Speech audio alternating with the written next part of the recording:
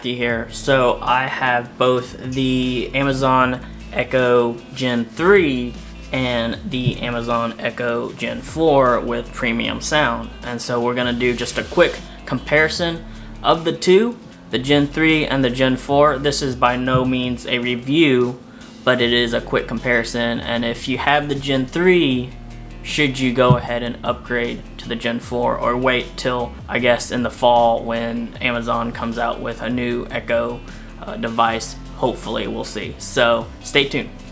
So the Gen 3 was already a pretty good device. It had a mounting bracket here so you could put it on, let's say, a tripod or something.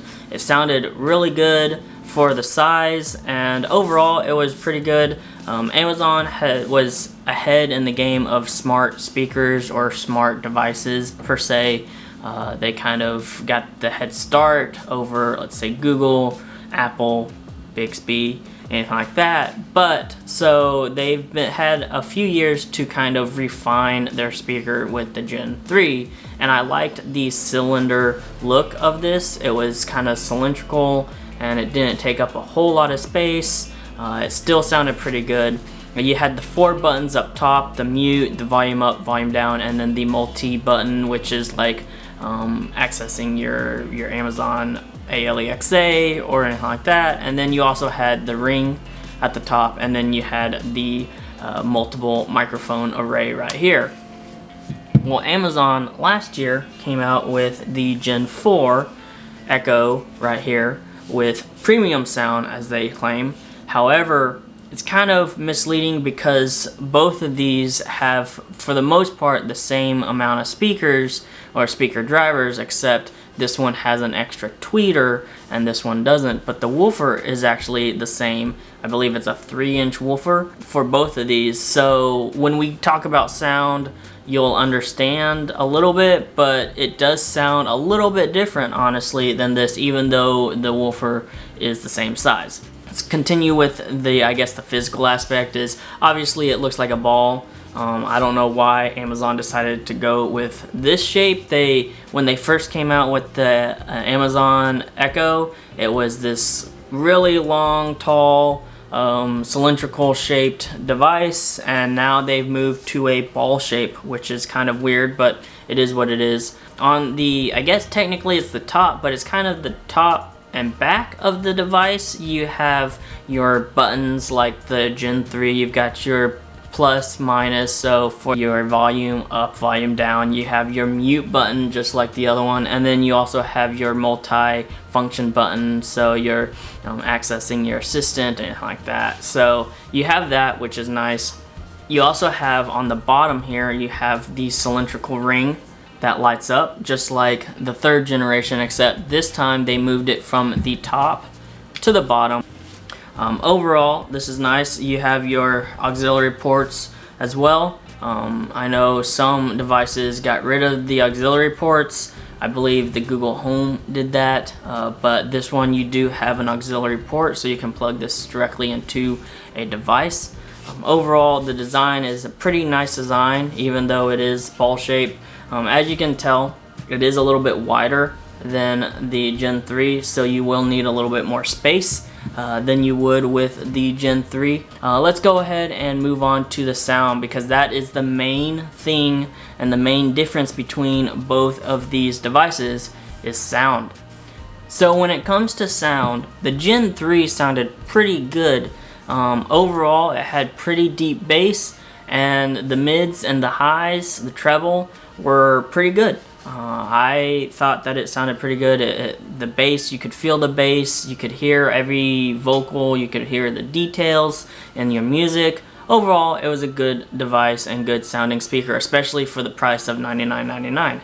However, this was overshadowed when I finally got the 4th generation Echo. I was like, oh wow, the sound is considerably better on the 4th generation than the 3rd generation. However, it wasn't like amazing amount, but it felt like the bass was a lot deeper. Both of these speakers have a 3-inch woofer, like I said earlier. However, the Echo with premium sound actually has 2.8-inch tweeters. So that gives you, I guess, better mids and highs. versus just one tweeter, which gives you decent mids and highs, and honestly it sounded pretty good, but the mids and highs definitely come out a lot more on the 4th generation. As you can see, because of the cylindrical design, this means that Amazon was able to put a 360 degrees of audio for this generation, so you could place this anywhere in the room and you can hear it from any direction you wanted to. You didn't have to face it directly towards you or outwards towards the room. However, with the Gen 4, you have to, it is one direction. The tweeters do face this way and this way versus all around the speaker. The main difference when it comes to speakers, besides adding the extra tweeter, is that with the Gen 3, the woofer, the 3-inch woofer, which I said both of them have a 3-inch woofer, but the Gen 4 sounds deeper, is because the Gen 3's woofer is actually downward facing. Like a lot of speakers, the woofer tends to face down, and so therefore, yes, you get a lot of bass, but you don't really feel the bass as much, and so the tweeter is actually facing up. However, with the Gen 4, Amazon kind of changed that, and they did the 2 tweeters, like I said, facing this way and this way, but instead of having the woofer face downwards, they actually made the woofer face upwards. So that gives you more spatial bass, more open bass, a lot of good bass that's not getting muddied by the fact that it's sitting on a table, because with these, as you can tell, there is really no bass port, so you can't really allow the air to move around. I'm suspecting that Amazon was just letting the fabric act as the bass port, where you have the speaker and then the fabric kind of lets the air out. But with the Gen 4, you actually have the woofer facing upwards instead of downwards. I think that's also why they put the notification ring on the bottom, is because if you put it on the top, if you have music playing and you have a notification, it could mess up kind of the internals. But also, with a shape like this, there's not really a good place at the top to put the light up ring. But anyways, that's ultimately why these 2 speakers, they're the same company, yes, for the most part, besides the extra tweeter from the premium sound, mostly why these 2 speakers actually sound slightly different, and why the Echo 4th generation actually has deeper bass, in my opinion, than the 3rd generation, even though the 3rd generation and the 4th generation have the same size woofer.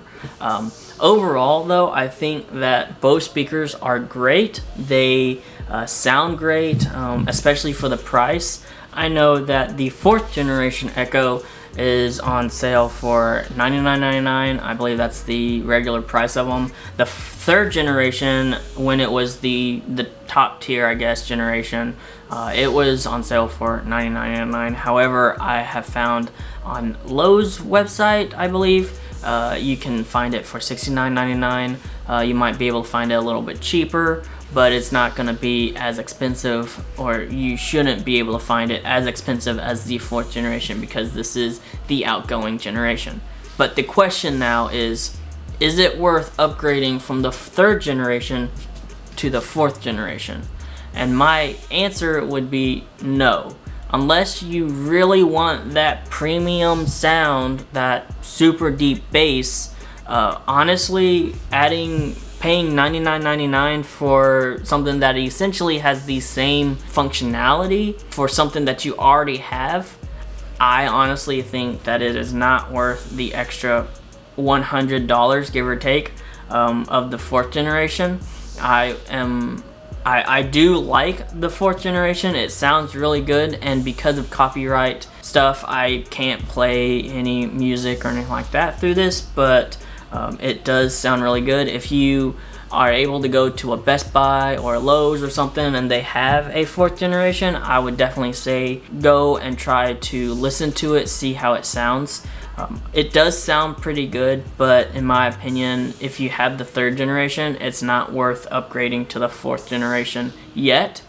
maybe when the 4th generation goes on sale, or maybe in the fall if Amazon does have their Echo ALEXA, I guess, event, and they come out with a 5th generation, then maybe wait and hold off on the 4th generation and then upgrade from the 3rd generation to the 5th generation. But overall, I think both of these speakers are great speakers. They both sound phenomenal, considering that they are smart speakers. I've compared them to my Google Home and my Google Home Hub, I guess, or Nest Hub, and honestly, the Nest Hub doesn't sound anywhere close to the sound of these. The Google Home can get pretty deep when it comes to bass like these, but I still think that these sound a little bit better than the Google Home, the original Google Home, and then of course the Hub and all that. I don't know about the Google Home Max or whatever, the big giant one, but these honestly sound really good. If you have the 3rd generation, I wouldn't personally upgrade to the 4th generation, but that's just my opinion. This has been just a quick, I guess, comparison between the two and if you should upgrade or not upgrade. Again, if you want to listen to the 4th generation and kind of find out, I would suggest going to Lowe's, Best Buy, somewhere that has electronics that possibly has these out, at least the 4th generation out, and just listening to it, seeing if it's what you want, because ultimately the functionality is the same for both of them. Thank you guys for watching. This has been my Amazon Echo 3rd generation versus 4th generation video. If you like this video, go ahead and give it a thumbs up. If you want to see more, go ahead and subscribe. Hit that bell icon to be notified when I post another video. Until then, everyone, stay safe. Peace.